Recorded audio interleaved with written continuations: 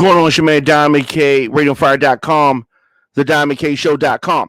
So, Election Day has come and gone. We still don't know which party is going to control the Senate next year. And the reason that we don't know is there are two Senate seats from Georgia that are going to determine the control of the chamber in a rare double runoff election nearly 2 months from now. So Georgia has this unusual requirement that candidates must receive the majority of the vote to win in an election.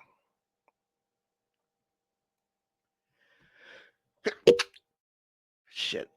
That is what they have. I mean, the fans are on in here. What do you want from me? So they have this unique requirement, right?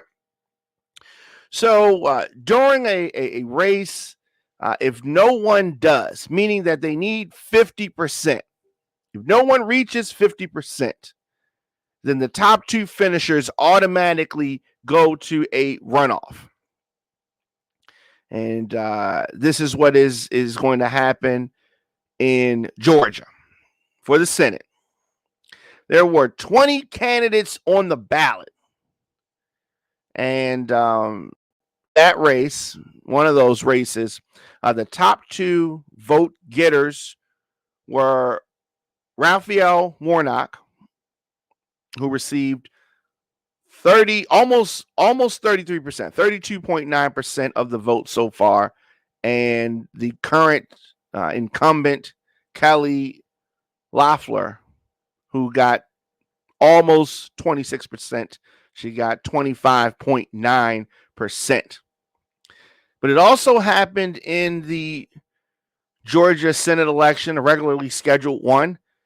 And David Perdue got 49.7% of the vote, and Jon Ossoff got 48%.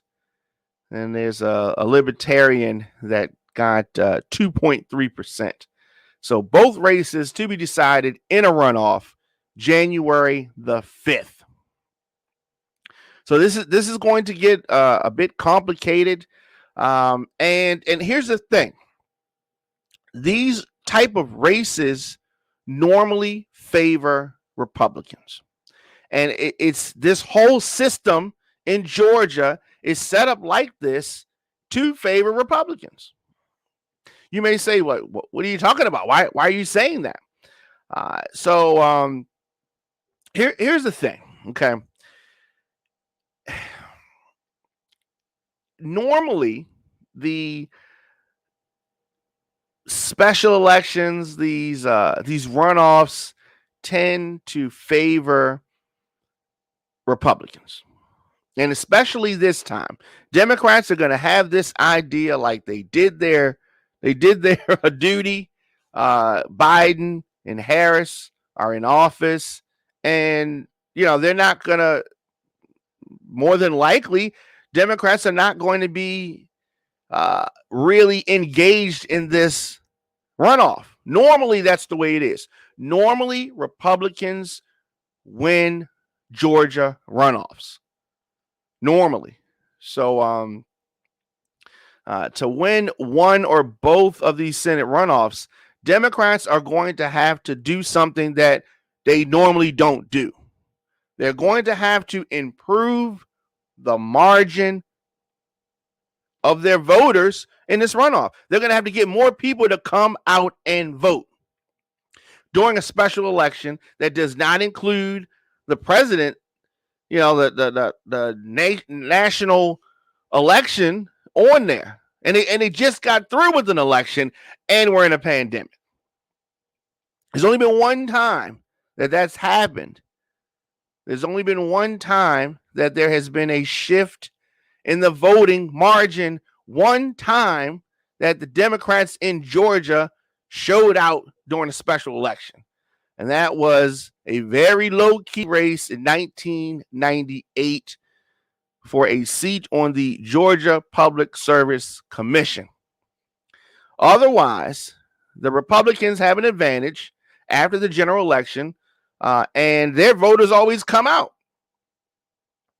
Notably in high-profile races for the Senate and the Secretary of State. So it is up to the good folks here in Georgia to really engage their people and get these folks out for this runoff. When we have 4 candidates. We got 2 candidates that are not worthy of the seat. 2 candidates that don't deserve to be there, and they happen to be the incumbents. Loeffler and Perdue. They don't need those seats. They don't deserve those seats. Let's show the ads. The folks that deserve those seats, the folks that would do the best for Georgia. Let's take a look at this. I'm Jon Ossoff. Truth is, corruption in Washington has infected both parties. They're too busy serving lobbyists to serve us. I'll ban corporate political donations and secret corporate money in politics, and I'll crack down on price gouging by health insurance and drug companies who use that money to buy off Congress. We're all in this together. Together we can end the corruption and make healthcare affordable. Fighting corruption is my job, and that's why I approve this message.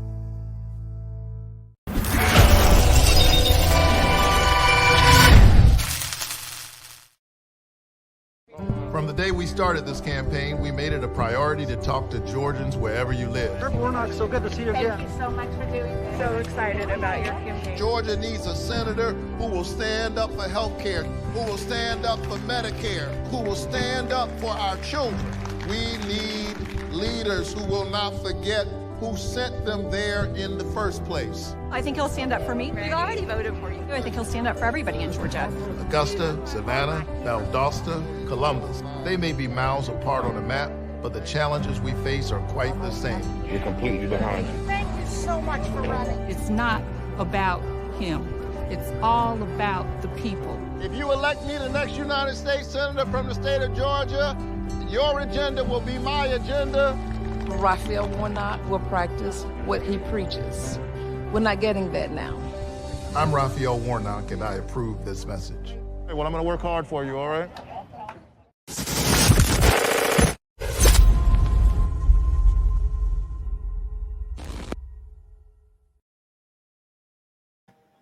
As of right now, it looks like the Democrats will have 48 seats in the next Senate. Republicans will have 50. We don't know who won Alaska, but at this point, it's going to be difficult for Democrats to make up the current deficit in Alaska. So that leaves these 2 Senate seats from Georgia to determine control of the chamber. Georgia's going to have to come out. We need Georgia to come out once again and help decide who takes control of the Senate January the 5th special election. It is on. We're going to talk about this and much more later on today on the program, 7 p.m., radioandfire.com, thediamondkshow.com. We'll have special guests in the building, on the line as well. So I will see you guys today, 7 p.m.